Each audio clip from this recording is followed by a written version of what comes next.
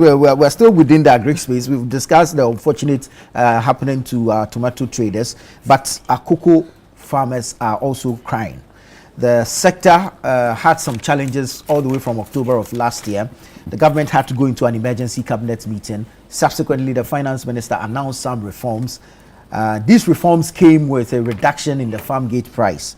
The minority yesterday in Parliament raised a number of issues and is demanding an immediate reversal of this reduction in the farmgate price. Awal, let me start with you on this cocoa matters and where you stand on this. It is very, very unfortunate. We are dealing with 1 million Ghanaians who are directly engaged in cocoa farming. If you are to add 2 dependents or 3 dependents to each of them, you're talking about 4 million people.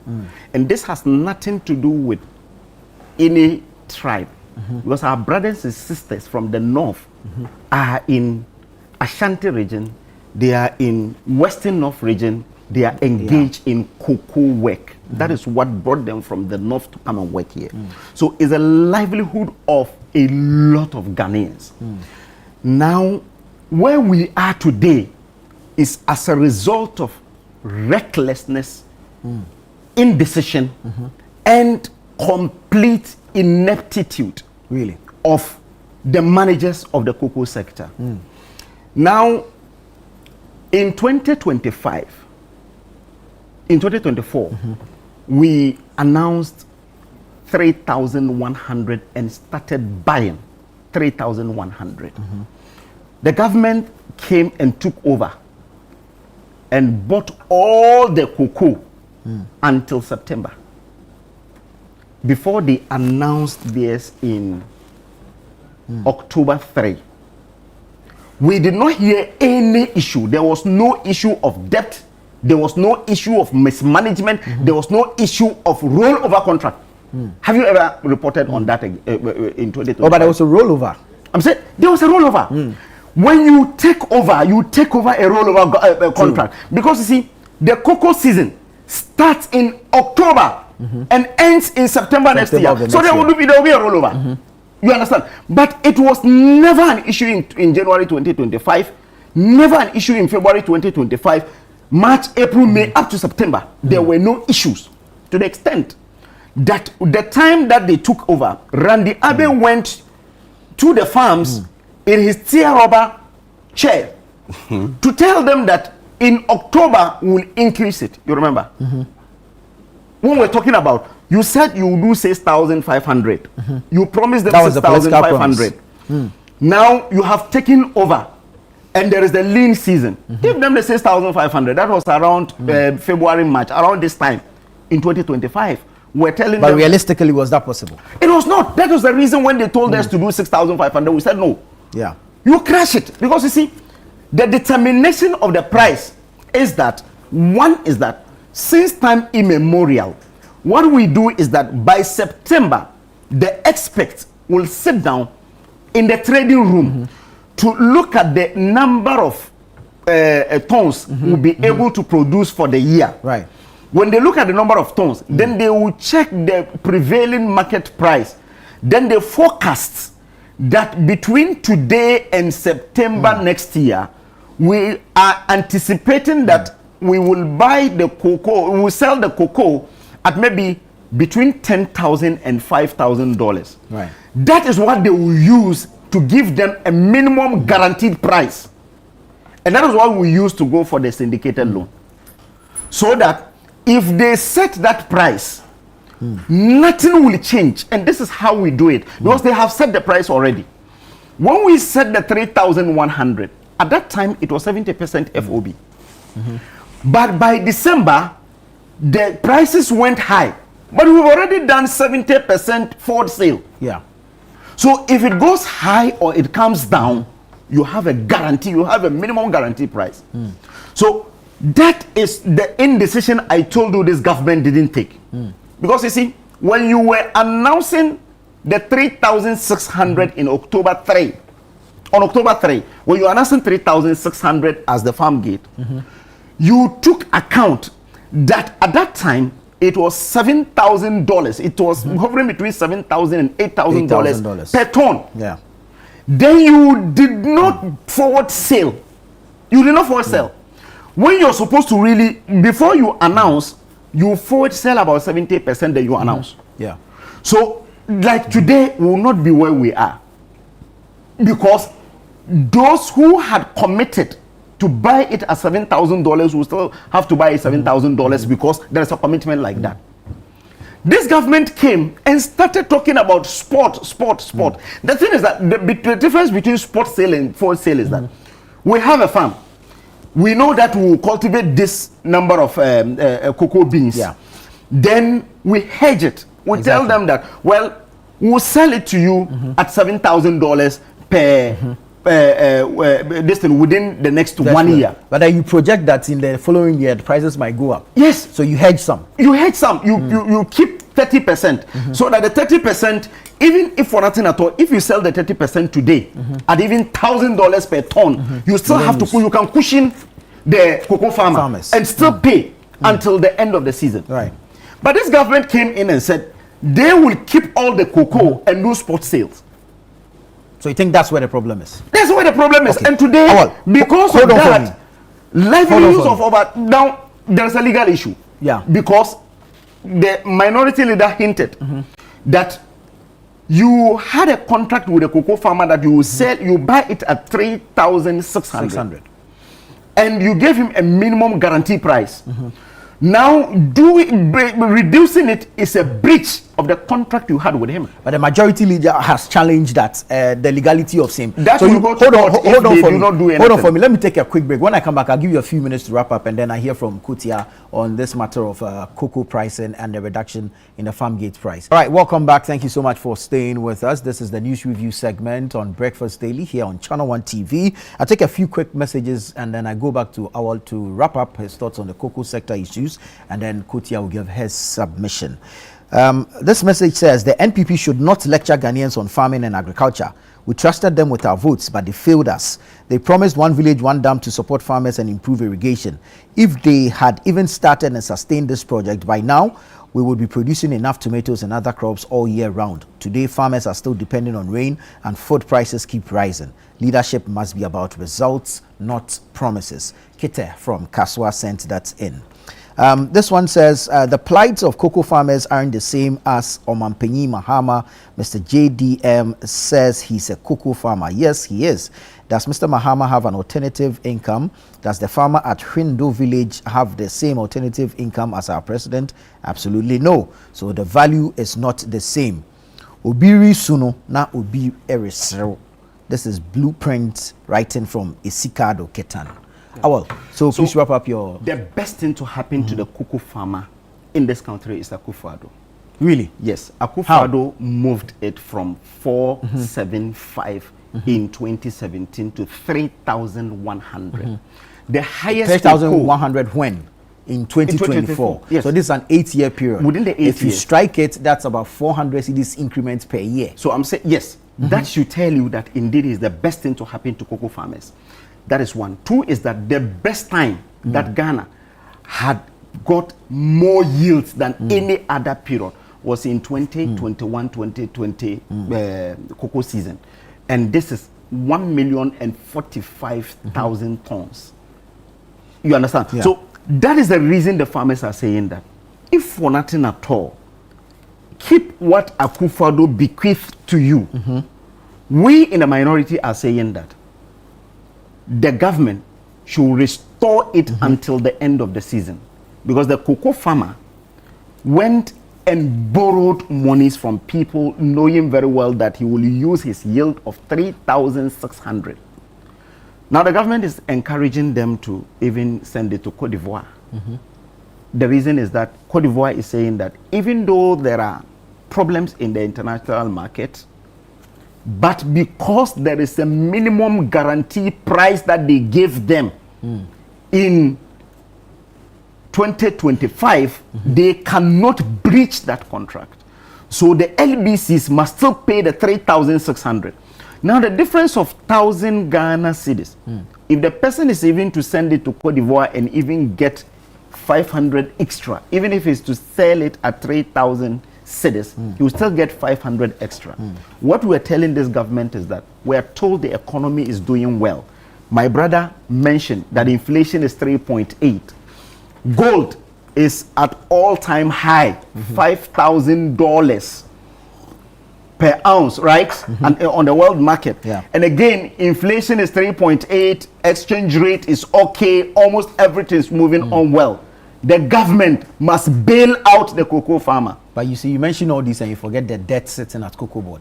The debt has always been with COCOBOD. You cannot run COCOBOD without a debt. When we came in 2017, there was a debt of 19 billion. We didn't make any noise. We had to go for cocoa bills to be able to buy that year. And we started prosecution. You remember? But you have taken over for 1 year. Within the 1 year, we didn't hear a whimper from anyone that there are challenges. Today, you are unable to pay the cocoa farmers because of your inactions of reversing the trading arrangement by moving people from the forex, the trading rooms. There are people who are experienced in the trading room. They've been there for over 20 years. You came in and did a reset over there. Today, the COCOBOD we're told is reeling under a debt, has bought 110 pickups with 4 V8s. The COCOBOD we are told is debt ridden, is now preparing to sponsor Ghana Black Stars, is preparing to sponsor Ghana League. It is really the incompetence of Randy Abe and his people. That is what has got us where we are today. We're calling on the government to make sure that if really gold is doing well, use the gold proceeds to cushion the cocoa farmer, at least bail him out. This is telling us that if we were to experience any exogenous shocks like COVID-19, I'm telling you, a lot of people will die in this country. Very well. Let me come to Kotia on his thoughts on the cocoa sector. Okay. Thank you so much. My brother Awal made some revealing statements, and I think that he has been economical with the truth. Really? You know, the position of the NDC government is that we will always take the Ghanaian farmer first. We will take their interest first. In taking their interest first, we should also take cognizance of the fact that we have a country to run and an economy to strengthen and protect. Indeed. So we will take pragmatic decisions, not just political decisions to chalk political points. If you recall, the decisions that have been taken by government are to protect the Ghanaian farmer. We are to protect the cocoa farmer and not just to punish them.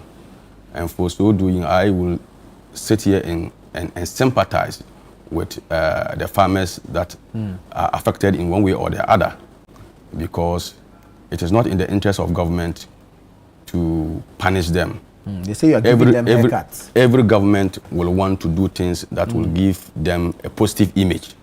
And if it is increasing prices of cocoa, that will inure to the benefit of government and give them a positive outlook. That is what government will do. But a pragmatic and a good government will look at the long-term effects and see whether or not such decisions will inure to our collective benefit going forward. There have been structural problems with the cocoa sector, and this is a problem that hasn't started today.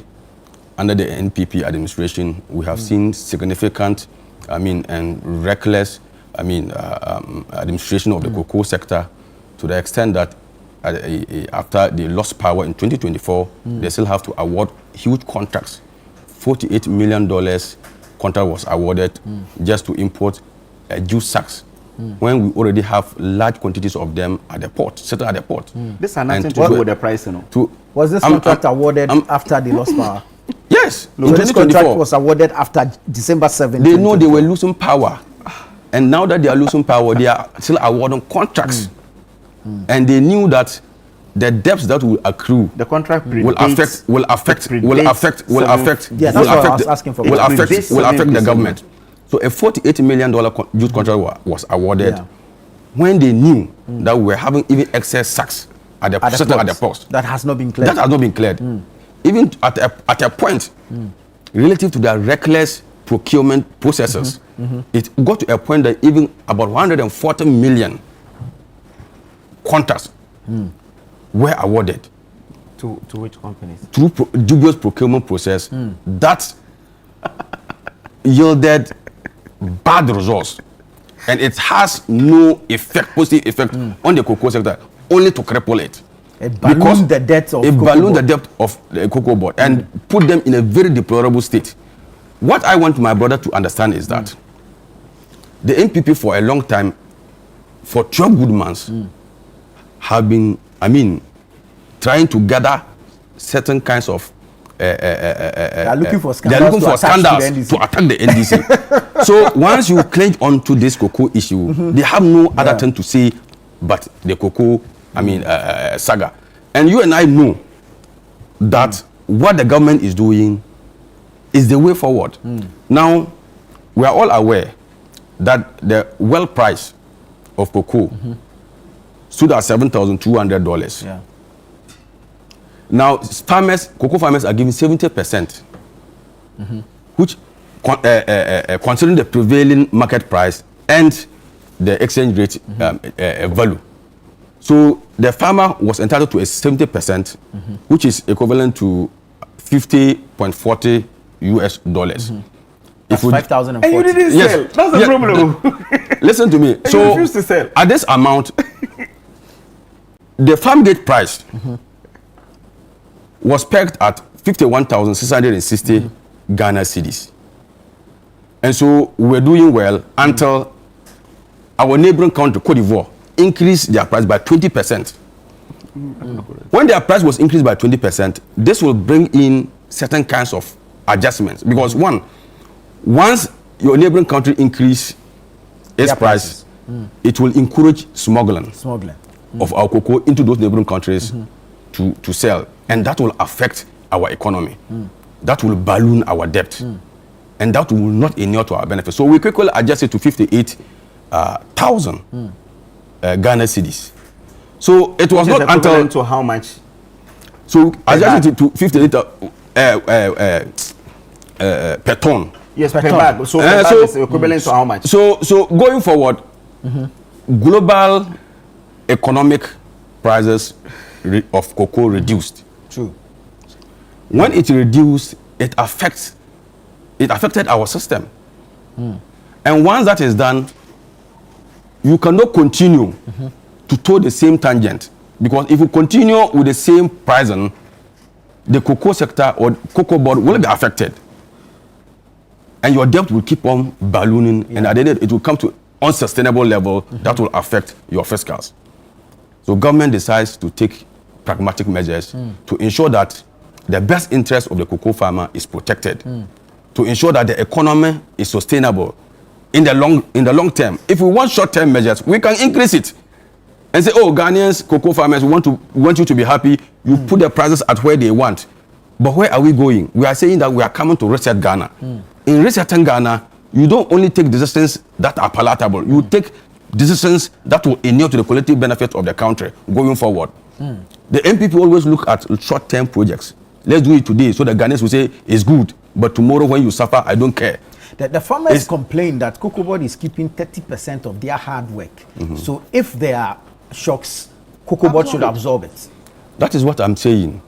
COCOBOD as an entity has structural problems.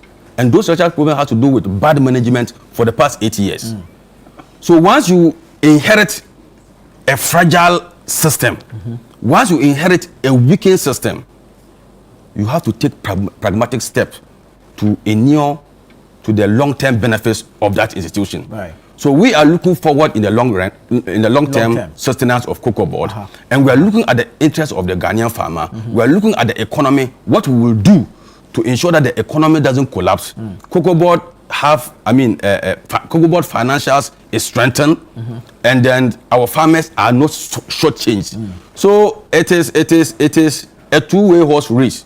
One, you want a situation whereby farmers will be happy and satisfied. That is what government is doing. And you also want a situation whereby your economy can sustain external shocks and you want a situation whereby going forward, you will not go back to where we came from and will not revert to the situation whereby COCOBOD and its management and the cocoa sector was run down under the under the NPP government.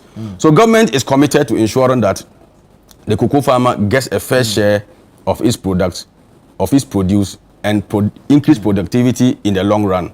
So to say that we have, should change farmers, or to say that we don't care about farmers is neither here nor there. His Excellency John Dramani Mahama and Dr. Ato Forson led economic team, call an emergency meeting to demonstrate their resolve to ensuring that the cocoa sector is revamped.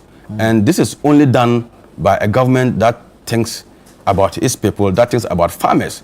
You know, cocoa contributes significantly to our GDP. And no Ghanaian, whether you like it or not, whether you are NPP or NDC, CPP or any other political party, nobody will underrate the importance cocoa plays in our economy. True. And anything that you do as a good government or as a pragmatic government is to put measures in place that will create a congenial environment to ensure that cocoa production continue to soar, cocoa production continue to increase, and cocoa production continue to bring in the required revenue that Ghana needs to strengthen our economy.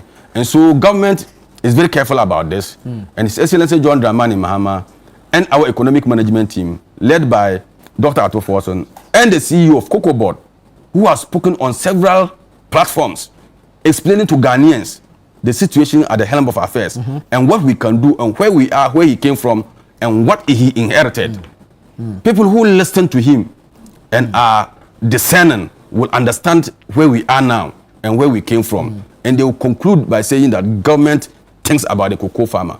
Government thinks about the ordinary Ghanaian. And for that matter, the price reduction conforms to our future prosperity and our future protection of the cocoa industry. We didn't just reduce it for reducing sake, but we take cognizance of other compelling factors, and those compelling factors are reasonable enough to let the Ghanaian citizen understand where we are now and what we are doing to salvage ourselves from this situation. So going forward, I believe that this is the way to go, and the government is creating that avenue, and going forward we will face that challenge again from where we come from.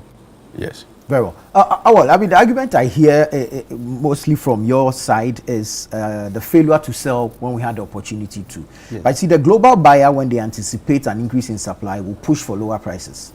And that will also force the farmer, the buyer, to hoard. That's true. Exactly, because they also anticipate higher prices over a period of time. So who created the problem? So that is why there is no problem in Burkina Faso, in Cote d'Ivoire. I'm saying that there's no problem in Cote d'Ivoire because Cote d'Ivoire has deregulated to an extent. Exactly. And they do a lot of spot sales. Yes, but you see, they did a lot of forward sales. That is the reason they are saying that they can still sustain it and buy. You understand? You see, our problem is that in 2025, between January and September, Randy Abe was able to buy all the cocoa beans at 3,100. Okay. Within that same period, he bought 110 pickups to service just 74 cocoa. Yes. Can you prove it? Yes, yes. But he confirmed it on Joy News. That indeed he bought cars. He bought cars. That he's 100. Our information is that he bought 110. 110. He said 20 is already in the country. That was what he confirmed on Joy News. Very well. He bought 110 cars, 4 V8, renovated his house, did everything. Interestingly, we did not hear even one case from Ora that indeed there was mismanagement at COCOBOD. Check the Ora report. Was that mismanagement? No, check the Ora report. It tells you that it was being managed efficiently. Because the Ora gossips did not even capture any gossip from COCOBOD. Today, after 1 year, the government has announced an audit into COCOBOD and its operations. That is after 1 year you have taken over an office. You are to take over the morning show as the host, right? You've taken over. You've worked for 1 year. Now there are challenges with how you can control your guests. And you are now telling us that, well, it is the former host who came here and did one, two, three things. That is the reason you are where you are today. Perhaps he had a way of doing his things and his guests are comfortable with that. He has a book. He said, when you take over as a government, you have only 3 months to complain. The rest is for you to do the work. You had 1 year. You worked for 1 year without saying anything about procurement, debt, and everything. You bought cocoa without any problem. Now, in 2026, you announce that from everything and the prevailing market price at that time, you can sustain 3,600. Then you refuse to sell forward. 3 months or 4 months into the cocoa season, you are stuck. You cannot even pay them. And you are now telling us that you want them to take a cut.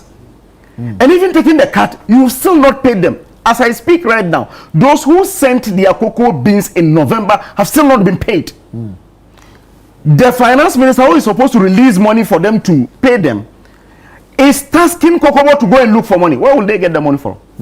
They are under your care. You understand? You're supposed to release the monies for them to go and buy the beans. But the challenge, they didn't buy the beans. The challenge is that the beans are with the LBCs. The LBCs will have to supply. Now, yesterday, if you heard the debate in Parliament, Kojo Ponkroma said he had a call from one of the young men in his constituency who works with one of the LBCs. He took cocoa beans of 200 bags. After they get the 200 bags, he gave them the receipts of 3,625. Now he is to submit it to COCOBOD. The COCOBOD is saying that the announcement is that the 2,500 started last week. So if your cocoa is not with COCOBOD, you have to take the cut. So technically, almost all those who sent their cocoa in November will not receive the 3,600 because it has not gotten to COCOBOD yet. It's with the LBCs. Now the LBCs will have to supply to COCOBOD, except that if the government is telling us that all the receipts from November will be paid 3,600. If not that, the LBCs will have to cut it to 2,500 because when he was announcing it, he said it starts from that day. Exactly, effective immediately. Effective immediately, but you didn't even give them money to go and buy. So what are you telling us? This government is insensitive. That's why I'm saying that. If really gold is doing well, in order not for the cocoa farmer to sell the cocoa farm to a galamsey to take money from them so that they can also mine the gold, it is best that this government will have to bail them out with the gold money. So that at least, if for nothing at all, do it up to September. If you are announcing a new price in October this year, and you say, no, I'm saying that if you are announcing a new price in October this year, and you say that looking at the market price, which is $3,000, we can pay even 1,000 cedis. The cocoa farmer will understand it and forecast and see that indeed I am doing this. That's the beginning of the year. Now you announce something in October. By November, you stop buying. Just within 1 month, they started supplying. By November, you stop buying. From November up to today, COCOBOD has not bought even up to 10,000 tons of cocoa. And I'm telling them that they should take a cut. You see, my brother, the NPP government, under their leadership, left about 32 billion debt at COCOBOD. It has nothing to do with over 32 billion. It has a lot. It has a lot because you left over 32 billion. Then it left the books of COCOBOD looking bad. COCOBOD was not credit where we inherited 19 billion. Hold on. If you inherited 19 billion, you took it to 32 billion. It makes COCOBOD the credit worthiness of COCOBOD, it washes it away. No, that's not correct. That's not correct. That's what I'm saying. That's what I'm saying. The role of a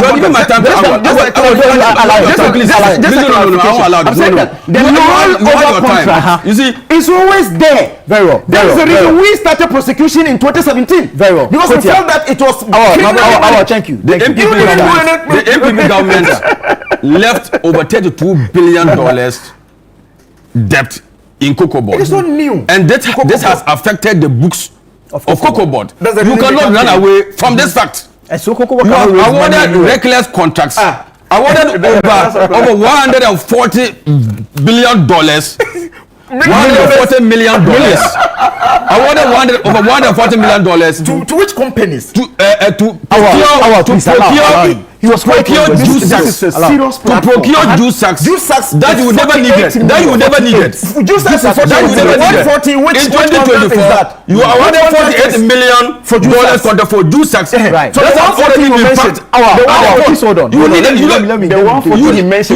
You never needed those sacks. That was reckless procurement. The 140 million is which contract? Juice sacks contracts. The juice sacks to procure juice sacks. 48 million. Cumulatively, before they left office, before they left, the 48 million was in 2024.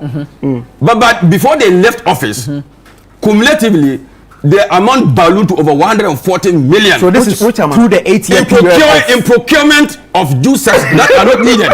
So this is the 8-year period. So yes, this is a government that recklessly mismanaged the COCOBOD, the cocoa sector, and has brought it down to its knees. Now, what are we saying? We are saying that the position of the NDC government is that we are going to invest in value addition. We are going to make sure that we bring back COCOBOD back to where it was under the able leadership of John Dramani Mahama and Professor Mills. We are also saying that more than half of the cocoa produced in Ghana, we are going to retain them in Ghana. You understand? And add value to it. Add value to it. That will boost the cocoa industry. You cannot run away from the fact that you cannot run away. Hold on.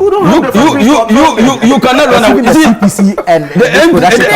the reason why you go 38%. You see, allow us to manage this country. Right. The reason why you go 38% was because 38%. 41. According to EC, we are looking at what they announced. The EC chair announced 38%. Whether it's 41%, what they announced and made John Dramani Mahama president is 38%. So the 38% Ghanaians that gave it to you, believe that you couldn't manage the economy, you couldn't manage the cocoa sector. So allow us to reason with Ghanaians. You went and interviewed NPP cocoa farmers. I saw there are NPP cocoa farmers. NPP cocoa farmers. They went and interviewed NPP cocoa farmers. When they interview the neutrals, they will tell you the reality. Are they cocoa farmers? The neutrals will tell you. The neutrals will tell you. And farmers that are discerning, that are not mischievous. Some of them, when they interview, they tell us that this is the right decision government is taking, and the decision government has taken is in line with market price. It's in line with what our economy can sustain, and it is what will protect the cocoa sector going forward. Have the monies been released to pay the farmers? Of course, they will be released very soon. The president has instructed the finance minister to make available the money to pay the cocoa farmers, and the money will be released. And the money will be released. We don't promise and do any other thing. When we promise, we deliver. I am telling you that government is a process. And once you take decisions based on prevailing circumstances, you don't just fix yourself into a hole that you knew that you cannot come out. Once we knew that there are challenges, we will find solutions to those challenges and we'll reset the system. We are here to reset, not to continue your reckless expenditure. Reset from 6,500 we are resetting the economy. We are resetting the cocoa sector. We are resetting governance in this country. Thank you. Awal Mohammed, thank you. Unfortunately, our time is up. We'll have to leave it here, but we'll find time to do this again. It's been an interesting conversation. Thank you, gentlemen, so much.